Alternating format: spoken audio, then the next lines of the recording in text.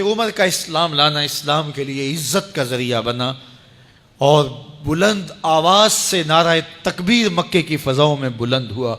40 مسلمان جب ہو گئے تو پھر میرے رب نے کہا یا ایھا النبی حسبک اللہ، اے نبی تمہارے لیے اللہ کافی ہے، ومن اتبعک من المؤمنین، اور تمہارے لیے اہل ایمان کافی ہیں۔ حضور علیہ السلام کے حوالے سے ان کی حساسیت اور ان کا جوش و جذبہ اور ان کی غیرت ایمانی دیدنی تھی۔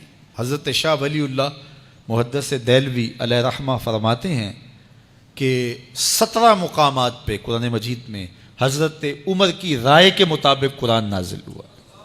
یہ اللہ نے حضرت عمر کو شان عطا فرمائی۔ اور پھر جب حضور علیہ السلام کے وصال کے بعد حضرت عمر سیدنا صدیق اکبر کے وصال کے بعد بھی تخت خلافت پہ بیٹھے، 22,55,000 مربع میل پہ آپ کی حکومت کی حدود پھیل گئیں، اور حضرت عمر کی حکومت صرف انسانوں پر نہیں تھی، عمر کی حکومت پانیوں پر بھی تھی، عمر کی حکومت آگ پر بھی تھی، عمر کی حکومت ہواؤں پر بھی تھی، اور عمر کی حکومت دھرتی پر مٹی پر بھی تھی۔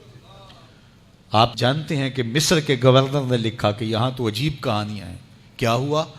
کہا کہ دریائے نیل اتنی دیر تک چلتا نہیں جب تک ایک نوجوان لڑکی کو زیورات سے آراستہ کر کے نیل میں ڈالا جاتا ہے، پھر نیل چلتا ہے، اور یہ برسا برس سے رسم جاری ہے۔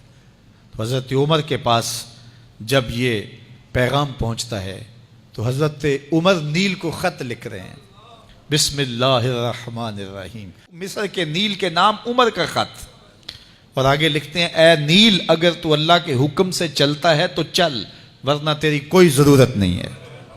اور رکا لکھ کر کاسد کو دیا، جا کے یہ دریائے نیل میں ڈال دو۔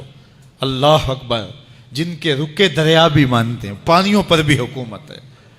اور نیل میں جب وہ رکا ڈالا گیا، نیل ایسا چلا آج تک کبھی رکا ہی نہیں ہے۔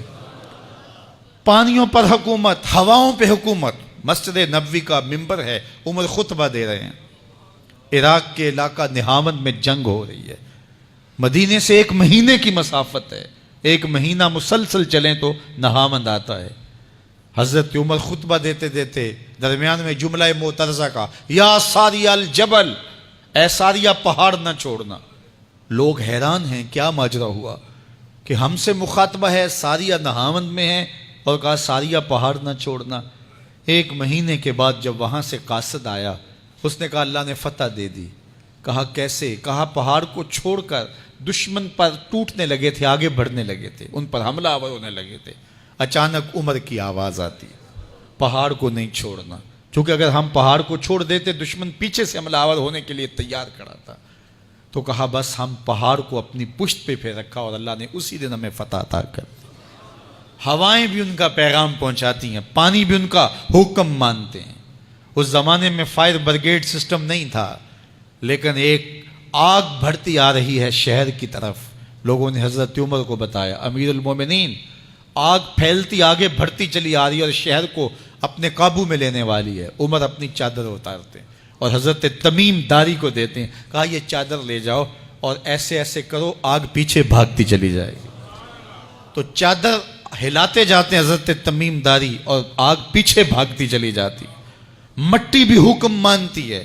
ایک لونڈی کھڑی رو رہی ہے راستے میں، کہا تجھے کیا ہوا؟ کہا ٹھوکر لگی، میرا تیل زمین میں بہہ گیا، میری مالکہ بڑی سخت ہے، وہ مجھے کہے گی تم نے یہ کیا کیا۔ عمر درہ زمین پہ مارتے ہیں، فر الارض الم عادل علیک، زمین عمر نے تیری چھاتی پہ عدل نہیں کیا؟ تو عمر کے ہوتے ہوئے اس کا تیل پی جائے؟ زمین تیل باہر نکال دیتی ہیں، فرماتے ہیں ڈال لے اپنے برتن میں۔ تو یہ عمر کے ان کا حکم مٹی بھی مانتی ہے، ان کا حکم ہوائیں بھی مانتی ہیں، دریا بھی مانتے ہیں، ان کا حکم پانی اور آگ بھی مانتی ہے۔ وہ عمر، میرے حضور فرماتے ہیں ان الشیطان یفر من ذل عمر، میرا عمر وہ ہے جس کے سائے کو دیکھ کے شیطان بھی بھاگ جاتا ہے۔ حضرت عمر رضی اللہ تعالیٰ عنہ نے ایک بہترین نظم و نسق دیا اور امور سلطنت کو اس انداز سے منظم کیا۔ ایک غیر مسلم مفکر کہتا ہے اگر اس امت کو ایک اور عمر مل جاتا پوری دنیا پہ حکومت مسلمانوں کی ہوتی۔ ایک دن مسجد نبوی سے باہر حضور تشریف لا رہے تھے، دائیں ہاتھ میں حضرت ابو بکر کا ہاتھ تھا، بائیں میں حضرت عمر کا ہاتھ تھا، ایسے باہر کی جانب آ رہے تھے۔ دروازے سے کوئی بندہ داخل ہوا تو اس کو دیکھ کے حضور نے فرمایا ہا کازا نبعث یوم القیامہ، قیامت کے دن جب قبروں سے اٹھائے جائیں گے ہم ایسے ہی اٹھیں گے، میرے دائیں ہاتھ میں ابو بکر کا ہاتھ ہوگا، بائیں میں عمر کا ہاتھ ہوگا۔